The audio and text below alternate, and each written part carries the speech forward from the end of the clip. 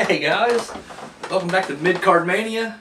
I'm Daniel, and yeah, tonight we're starting a brand new year, and we're kicking things off in WWF at the Royal Rumble 1992. And the match is the Beverly Brothers with the Genius in their corner going up against the Bushwhackers with Jamison in their corner. Wow, let's look at these scenes. Well, first we got the Beverly Brothers, Wayne Bloom and Mike Enos. We actually talked about Enos on the show once before when he was the Masked Skyscraper. I forgot what NWA pay-per-view that was for. But, and of course they're managed by the Genius. And once again, not that I care one way or another, but was that his whole thing? Was he supposed to be a little fruity, like the Genius? Like, was he supposed to be a little, you know? Can't come out this. Can't say it. Not PC. Was he a little, you know? Anyway, he certainly acts it here. And then, of course, they're going up against the Bushwhackers, which I always love the Bushwhackers. I never knew them as the sheep herders. Like, seriously, I didn't even know they were the sheep herders, ever. That was kind of crazy when I found out that because Bushwhackers was always like a low-card tag team comedy duo. I mean, and that's not me disrespecting them in any way. I love the Bushwhackers, but I just never saw them as like serious contenders. I didn't know they were. I know, like, you look at their histories, like they were hardcore. You know, before hardcore was hardcore. The Bushwhackers.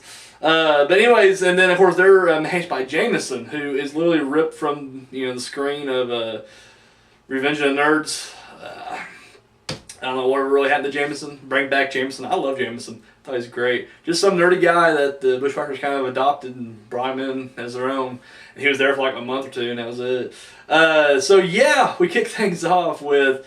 There was one little odd moment, and I mean it's innocent, and I'm looking too much, but it's 2017, and I'm watching it today, and it's just like there's a little moment there, like they're coming out to the ring, they're doing the bushwhacking thing, and I remember even as a kid, they'd go around, they would lick each other, they'd lick the fans. They opened to this little kid and just lick him in the face, and I'm thinking, yeah, probably shouldn't do that at all. Once again, innocent fun. My kids enjoying themselves. Still, I don't think you can do that today. But anyways, yeah, kid licking. A lot of kid licking on this one. So they get in there, and of course, it's basically just two, kind of tag teams there in the middle. Beverly Brothers just kind of made their debut, doing pretty good for themselves. And then, of course, Bushwhackers have been on the circuit for a while, battling out. But there is a little side story here. Apparently, Jamison's going to make sure the Genius does not get involved. And you're just like, yep, that's going down right there. Match kind of starts off. When I say starts off, I mean doesn't really start, but we get the Bushwhackers just kind of pandering to the crowd. Whoa, dude, gets huge pops. Like seriously, crowd's going like the match doesn't officially start for or doesn't actually get underway like 2 minutes after the bell rings. Like the bell rings and they're just whoa, and the crowd loses their fucking mind. It's the craziest thing I've ever seen. And they just keep doing it. Then they start kind of chasing the Beverlys around. The Beverlys jump out. If they don't get out in time, they get bit on the ass. Like, this goes on for like 2 or 3 minutes. Finally, the match gets underway. And honestly, it's mostly the Beverlys kind of taking control here. There was one thing I noticed that was so odd during this match. Like, I don't know. I'm not going to lie. When it comes to the Beverlys or the Bushwhackers, I don't know who fucks who. I'm just going to say Bushwhacker or Beverly. But one of the Beverlys goes to clothesline a Bushwhacker. And like he hits him, and like the Bushwhacker gets hit, but then like he staggers sideways and then falls down. But he does it like 3 or 4 times. And I'm just like, wow, really? Like just drop back. Just take the clothesline, drop back. No, he takes it, staggers sideways and goes down. It's the craziest thing ever.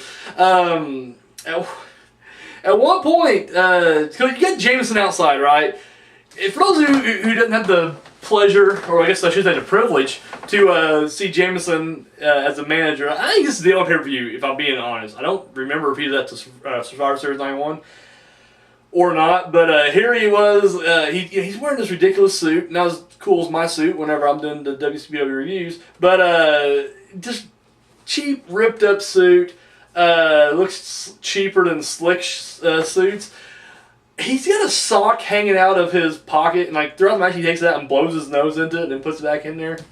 And he's constantly chewing on his tie, and of course, it's just like he has one shoe that's all like duct taped up. It's just he's a miserable wreck of a man, and he has like this high pitched like, "Hey, hey guys, I'm Jamison. Like, he talks like that, and he looks happy to be out there. Like, and I'm not gonna lie, as a kid, I liked it because I mean, I was a nerd as a kid. I'm a nerd now, so like as a kid, I was like, this guy made it.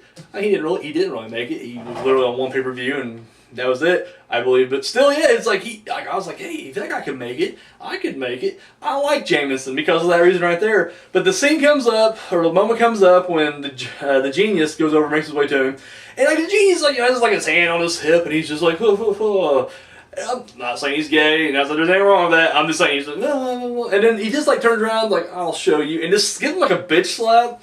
And I don't know if this means like he bitch slap. I mean, he just literally just like, ugh.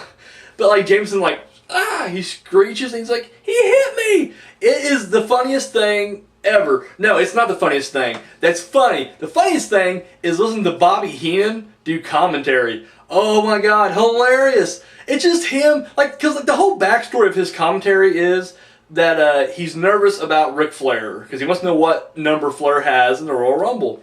And so he's just frankly trying to get away from the commentary position to go back there. And of course, Gorilla's trying to, keep him wrangled right there.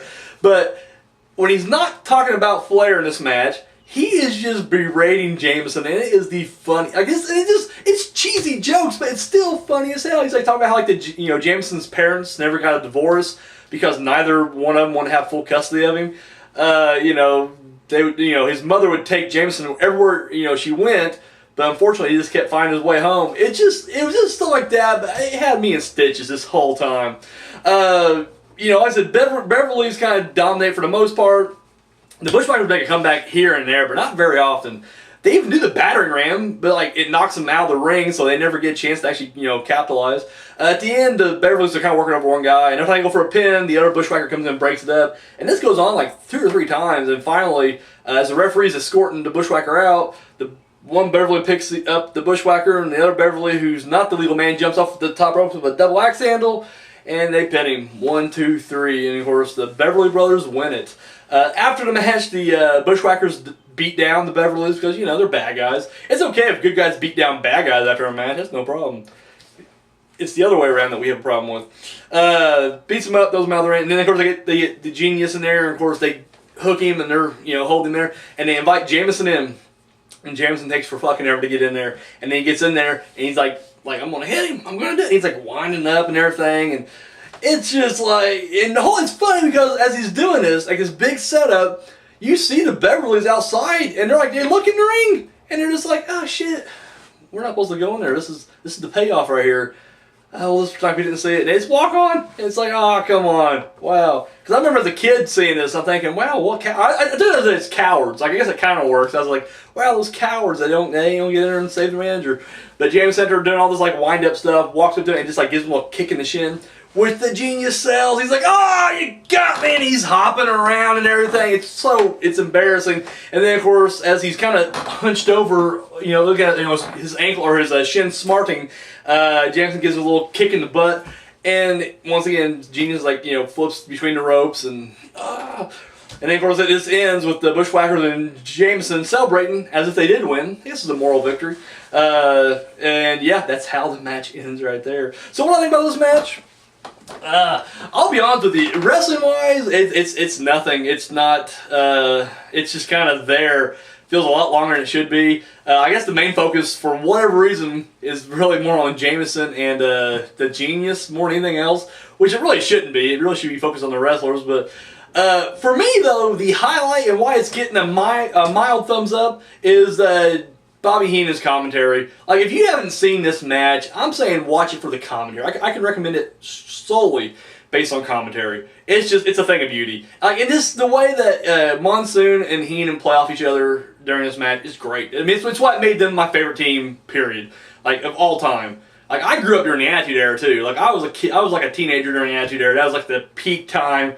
And most people my age will say that, like, King or the King and JR are like the team, and for me it's always Monsoon and Heenan. Like, that's my team right there. But no, just really, that's the best part of it. Like I said, the match itself isn't bad, it isn't great either. Once again, the commentary really helps it. So yeah, that's all I got. Guys, let me know what you thought of the Bushwhackers and Beverly brother match at the Royal Rumble.